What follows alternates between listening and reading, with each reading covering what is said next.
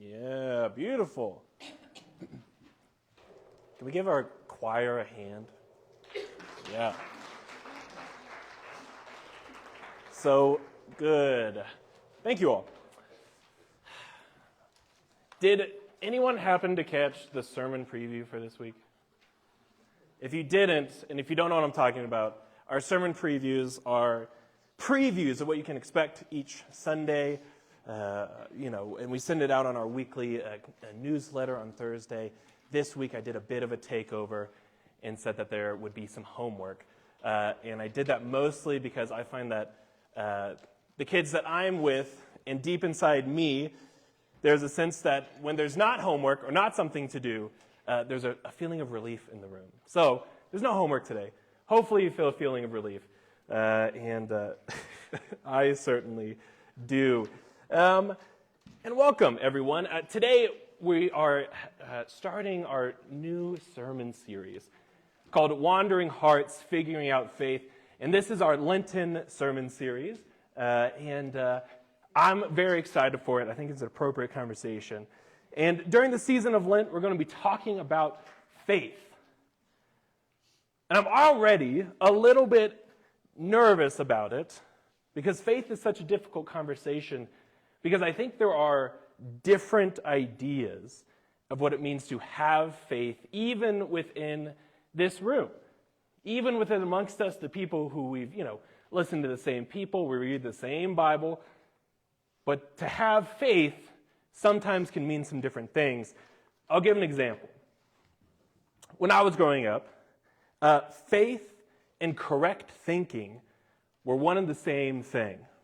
So if you thought correctly about God and Jesus and the Bible, then you had good faith. Or maybe more specifically, if I was able to think like the church I grew up in, then my faith was good. Which, as long as I and the world around me stayed in that correct thinking lane, faith was so easy, right? But I don't know if you know this about the world around us, because the more I stepped out and moved outside of my community and my comfort zone, I had a lot of what I called uh-oh moments.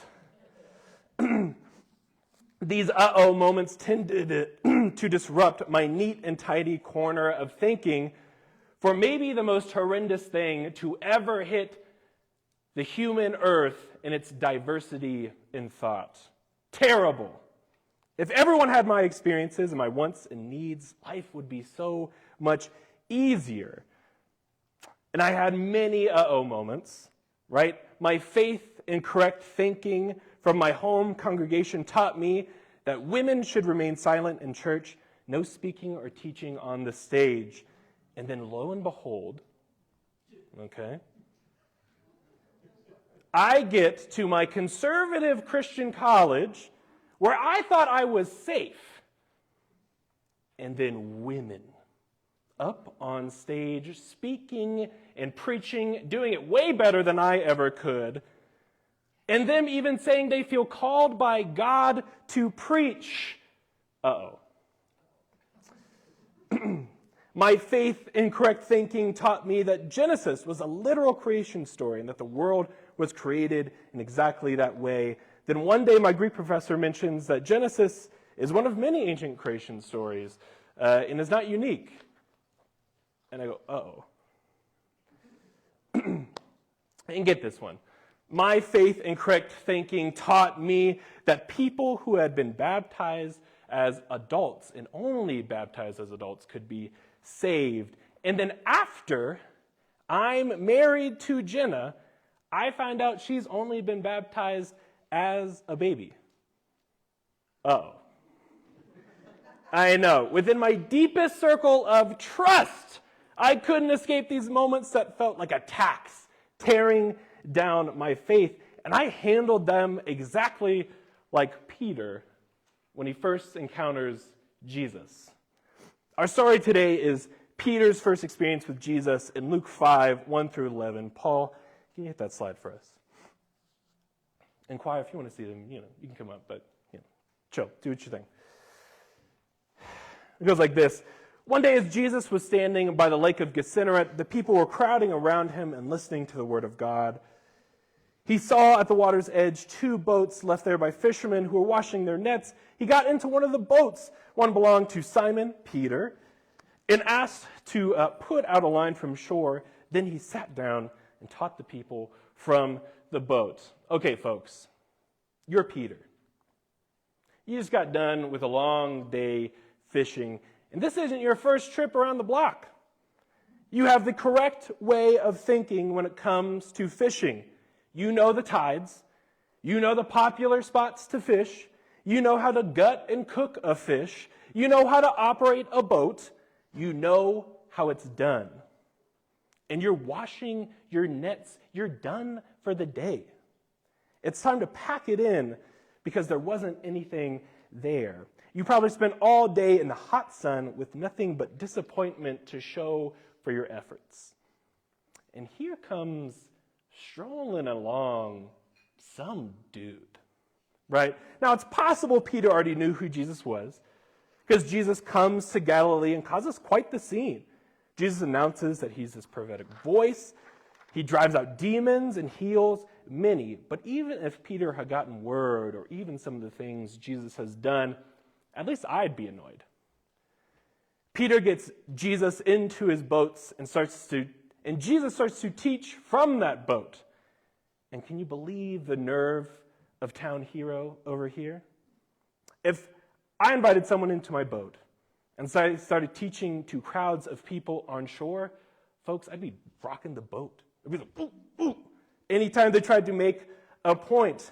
And I guess I'm done cleaning my nets now, and I guess I'm chilling for however long you have to speak. And then Jesus has the gall to ask, hey, why don't you put out into deeper water and let down the nets for a catch? Oh, Jesus. This guy can't be real, right? I'm the fisherman. I'm the one who's been fishing all day. I'm almost finished washing my net, and now who? Joseph's kid is now issuing commands to anyone? So, Peter goes, okay, Master, we've worked hard all night and haven't caught anything.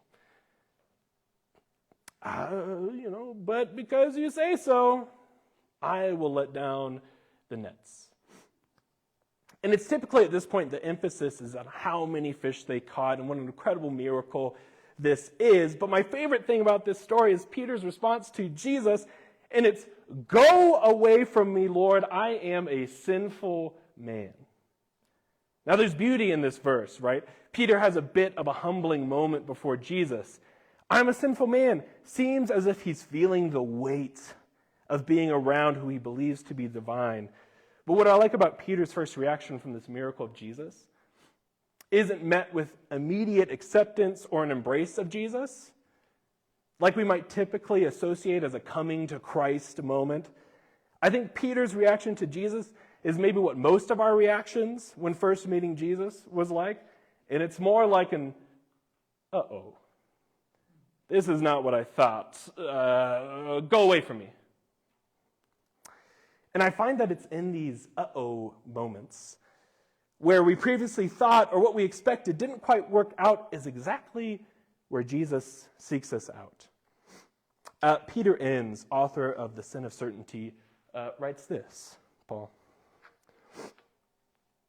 Walking the path of faith means trusting God enough to let our uh-oh moments expose how we create God in our own thinking. In my home denomination's idea of faith, we put these strict boundaries on what we could think or believe, all under the guise that we were following God closer than anyone, that we had the best faith, that we had the correct faith. But in reality, all the dogma, all the rules, all the specifications, what we declared as faith was instead us holding a mirror up to ourselves and going, yeah, I like what I see. Next slide, Paul. Peter goes on to say this.